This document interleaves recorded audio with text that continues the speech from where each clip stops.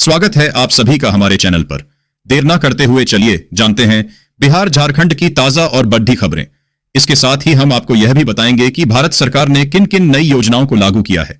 तो बने रहिए हमारे वीडियो के साथ। वीडियो को लाइक करके चैनल को सब्सक्राइब कर दीजिए ताकि हमारी सारी खबरें सबसे पहले आप तक पहुंच सके।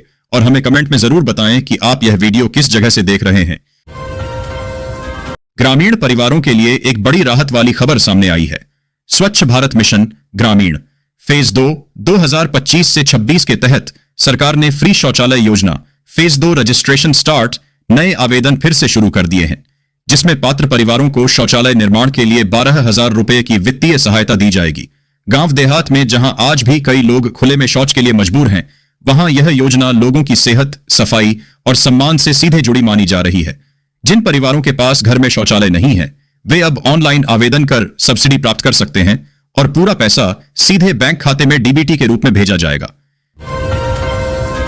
सरकार ने नागरिकों और देश के पिछड़े और असंगठित क्षेत्र में रहने वाले सभी नागरिकों के लिए सामाजिक सुरक्षा प्रदान करते हुए नई योजना शुरू की है। इस योजना के माध्यम से संपूर्ण देश के श्रमिकों के लिए लेबर कार्ड जारी कर कई प्रकार के विशेष लाभ दिए जा रहे हैं। चलिए जानते हैं। जानकारी के लिए बताते चले कि लेबर कार्ड योजना देश के प्रत्यक्ष रूप से वर्ष 2021 में लागू हो चुकी है, जिससे अब तक करोड़ों पत्र नागरिकों ने श्रमिक कार्ड भी जारी कर दिया है और इसकी मदद से सभी श्रमिक सरकार द्वारा 3,000 रुपए की आर्थिक सहायता भी प्राप्त कर सकते हैं। देश की अर्थव्यवस्था में किसानों का योगदान अतुलनीय है। किसान न केवल अन्नदाता हैं, बल्कि वे देश की प्रगति का आधार भी हैं। अक्सर खराब मौसम, प्राकृतिक आपदा या फसलों के उचित दाम न मिल पाने के कारण किसानों पर कर्ज का बोझ बढ़ जाता है। किसानों की इसी गंभीर समस्या को देखते हुए सरकार ने एक नई और राहत भरी सूचना जारी की है। केसीसी कर्ज माफी योजना 2025 उन किसान परिवारों के लिए एक नई उम्मीद बनकर आई है जो लंबे समय से बैंक का कर्ज चुकाने के दबाव में जी रहे थे। सरकार का यह कदम किसानों को आर्थिक संकट से उबारने के लिए एक सराहनीय प्रयास है। आज भारत में 24 कैरेट सोने का भाव लगभग 14,040 रुपए प्रति ग्राम दर्ज किया गया है। 22 कैरेट सोना आज करीब 12,870 रुपए प्रति ग्राम पर चल रहा है। वहीं 18 कैरेट सोने की कीमत लगभग 10,530 प्रति ग्राम है। बीते दिनों की तुलना में आज सोने की कीमतों में गिरावट देखने को मिली है, जिससे खरीदारों के चेहरे पर रहता नजर आ रही है। अंतर्राष्ट्रीय बाजार में कमजोरी और डॉलर की मजबूती का असर घरेलू सोने की कीमतों पर साफ दिखाई दे रहा है। शादी के सीजन से पहले कीमतों में यह नरमी आम लोगों के लिए अच्छा मौका मानी जा रही है। पीएम किसान योजना के लाभार्थियों के लिए 1 फरवरी का दिन खास हो सकता है। चर्चा है कि आगामी बजट में सरकार किसानों को मिलने वाली 6,000 रुपए की सालाना मदद बढ़ा सकती है। सरकार ने इस वित्त वर्ष में योजना का बजट बढ़ाकर 63,500 करोड़ रुपए कर दिया है, जिससे सम्मान निधि में बढ़ोतरी की उम्मीद और पक्की हो गई है। देश के करोड़ों अन्नदाताओं के लिए आने वाला समय बेहद महत्वपूर्ण होने जा रहा है। प्रधानमंत्री किसान सम्मान निधि योजना, जो छोटे और सीमांत किसानों के लिए किसी वरदान से कम नहीं है, उसे लेकर अब नई उम्मीदें जाग उठी हैं। जहां एक तरफ किसान अपनी अगली यानी 22वीं किस्त के इंतजार में हैं, वहीं दूसरी तरफ सबकी नजरें 1 फरवरी 2026 को पेश होने वाले केंद्रीय बजट पर टिक गई हैं। आजकल एक बड़ी चर्चा जो हर नौकरी पेशा व्यक्ति को सोचने पर मजबूर कर रही है, वो है यानी रिटायरमेंट की उम्र बढ़ाना। पहले जहां सरकारी या प्राइवेट नौकरी में 58 से 60 की उम्र में रिटायरमेंट होता था, अब सरकार इसे 62 या 65 साल तक ले जाने की सोच रही है। इस फैसले से न केवल नौकरी करने की अवधि बढ़ेगी, बल्कि पेंशन और सेविंग्स पर भी असर पड़ेगा। इस बदलाव के पीछे सबसे बड़ा कारण है लोगों की बढ़ती लाइफ एक्सपेक्टेंसी। अब लोग पहले की तुलना में ज्यादा स्वस्थ रहते हैं, फिट रहते हैं और लंबे समय तक काम करने की क्षमता रखते हैं। साथ ही सरकारों पर भी पेंशन का दबाव बढ़ता जा रहा है। यदि रिटायरमेंट उम्र बढ़ाई जाती है, तो पेंशन देने की जिम्मेदारी कुछ साल बाद शुरू होगी। टाटा स्टील ने संगठनात्मक ढांचे में बड़ा बदलाव किया है। मुकेश अग्रवाल को chief organisation design and transformation बनाया गया है, जबकि Ashutosh Kumar Pandey chief coal beneficiation बने हैं। ये बदलाव 1 जनवरी और 1 फरवरी से प्रभावी होंगे। साथ ही जमशेदपुर प्लांट परिसर में रतन टाटा और जेआरडी टाटा की प्रतिमाओं का अनावरण भी किया गया। दक्षिण पूर्व रेलवे ने 1 जनवरी 2026 से 24 प्रमुख ट्रेनों की समय सारिणी में बदलाव किया है। परिचालन सुगमता के लिए हावड़ा, शालीमार, टाटानगर और राउरकेला से चलने वाली ट्रेनों के प्रस्थान व आगमन समय में 5 से 30 मिनट का फेरबदल हुआ है। यह बदलाव तकनीकी कारणों से किया गया है।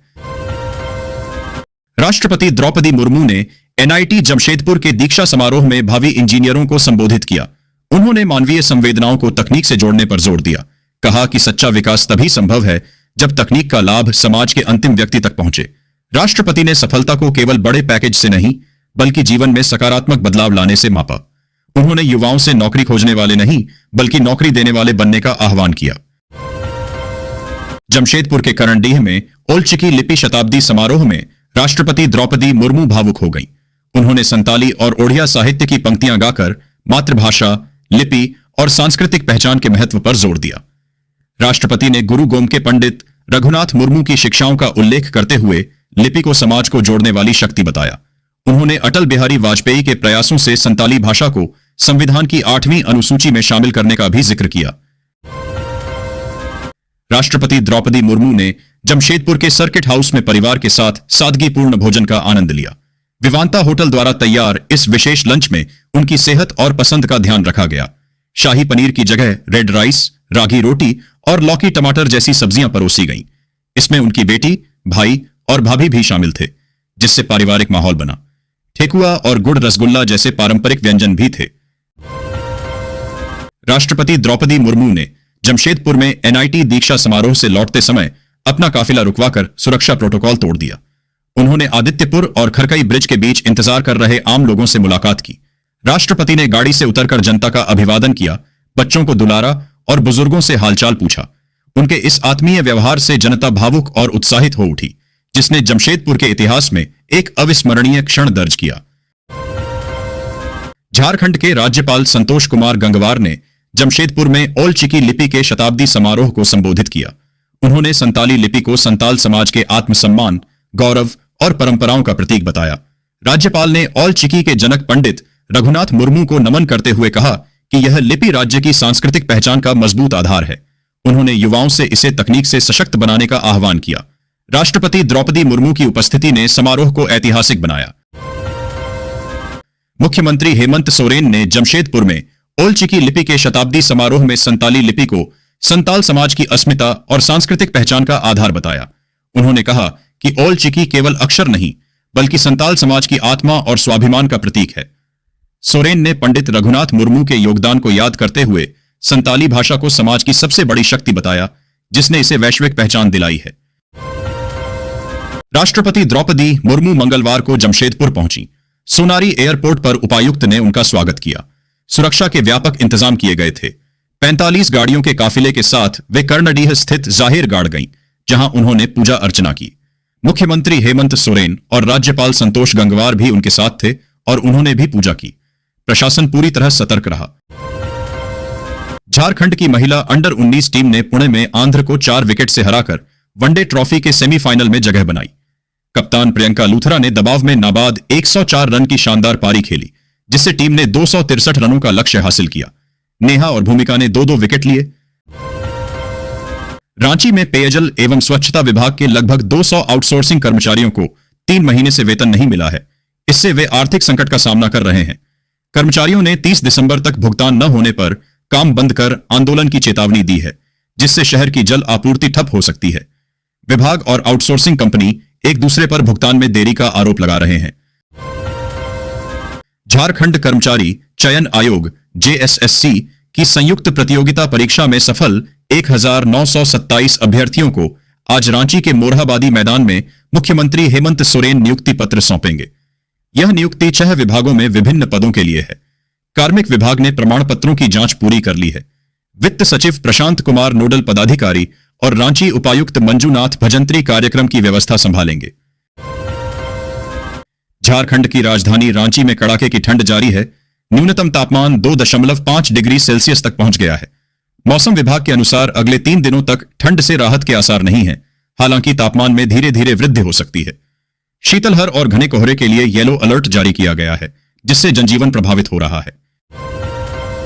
राज्य निर्वाचन आयोग ने अगले वर्ष होने वाले नगर निकाय चुनाव की तैयारियां तेज कर दी हैं। आयोग ने कुल 150 चुनाव चिन्हों का निर्धारण किया है, जिसमें माचिस की डिब्बी से लेकर रोबोट तक शामिल हैं। इन चिन्हों को महापौर अध्यक्ष, वार्ड पार्षदों और सुरक्षित श्रेणी में बांटा गया है। आयोग के पास आवंटित चिन्हों की समीक्षा करने और आवश्यकता पड़ने पर संशोधन करने का अधिकार होगा। भारतीय रेलवे ने यात्रियों की सुरक्षा बढ़ाने के लिए एक महत्वपूर्ण कदम उठाया है। अब ऐसी कोचों के साथ साथ स्लीपर कोचों में भी चरणबद्ध तरीके से ऑटोमेटिक स्मोक और हीट डिटेक्शन सिस्टम FSDS लगाए जाएंगे। यह प्रणाली आग लगने की घटनाओं का शुरुआती चरण में ही पता लगाकर बड़े हादसों को रोकने में मदद करेगी। ललन शर्मा ने बताया कि पेसा कानून जनजातीय संस्कृति व परंपराओं को मजबूत करता है। यह कानून भूरिया कमेटी की रिपोर्ट पर आधारित है और 1996 में बना था। यह ग्राम सभाओं को सशक्त कर अवैध मतांतरण पर रोक लगाने में सहायक है। छत्तीसगढ़ में इसके सफल उदाहरण हैं, जहां ग्राम सभाएं वनोपज और विवादों का समाधान करती हैं। झारखंड में इसकी अधिसूचना का इंतजार है, जिससे ग्रामीण अर्थव्यवस्था व स्वशासन मजबूत होगा। झारखंड सरकार विभिन्न विभागों में कार्यरत आउटसोर्स कर्मियों के कल्याण हेतु महत्वपूर्ण कदम उठा रही है। वित्त विभाग के विशेष सचिव की अध्यक्षता वाली समिति की अनुशंसाओं के आधार पर इन कर्मियों के वेतन में वृद्धि होगी और सेवा शर्तें बेहतर की जाएंगी। मुख्यमंत्री 26 जनवरी को इसकी घोषणा कर सकते हैं। सुप्रीम कोर्ट द्वारा उन्नाव बलात्कार मामले में पूर्व विधायक कुलदीप सिंह सेंगर की जमानत पर रोक लगाने पर कांग्रेस नेता राजेश ठाकुर ने प्रतिक्रिया दी है। उन्होंने कहा कि यह न्यायिक व्यवस्था की गरिमा की रक्षा है, न कि धन्यवाद का दिन। ठाकुर ने न्यायपालिका की साख पर सवाल उठाने वाले हालिया फैसलों पर चिंता व्यक्त की। संगठन प्रभारी लक्ष्मीकांत वाजपेयी ने झारखंड भाजपा नेताओं को राज्य सरकार की नीतियों के खिलाफ सड़क पर उतरने और जनता से संवाद करने की सलाह दी है। उन्होंने निकाय चुनाव के लिए सरकार पर दबाव बनाने का निर्देश दिया। पार्टी कार्यकर्ता 5 से 7 जनवरी तक नगर निकायों पर धरना देंगे। भाजपा नेता आदित्य साहू ने कांग्रेस पर जी राम जी योजना को लेकर भ्रम फैलाने का आरोप लगाया। उन्होंने कहा कि यह योजना ग्रामीण अर्थव्यवस्था को मजबूत करेगी, रोजगार के दिन 100 से बढ़ाकर 125 करेगी और बेरोजगारी भत्ता भी देगी। साहू ने दावा किया कि कांग्रेस को मजदूरों को अधिक काम और भत्ता मिलना पसंद नहीं है, क्योंकि उसने मनरेगा को भ्रष्टाचार का केंद्र बना दिया था।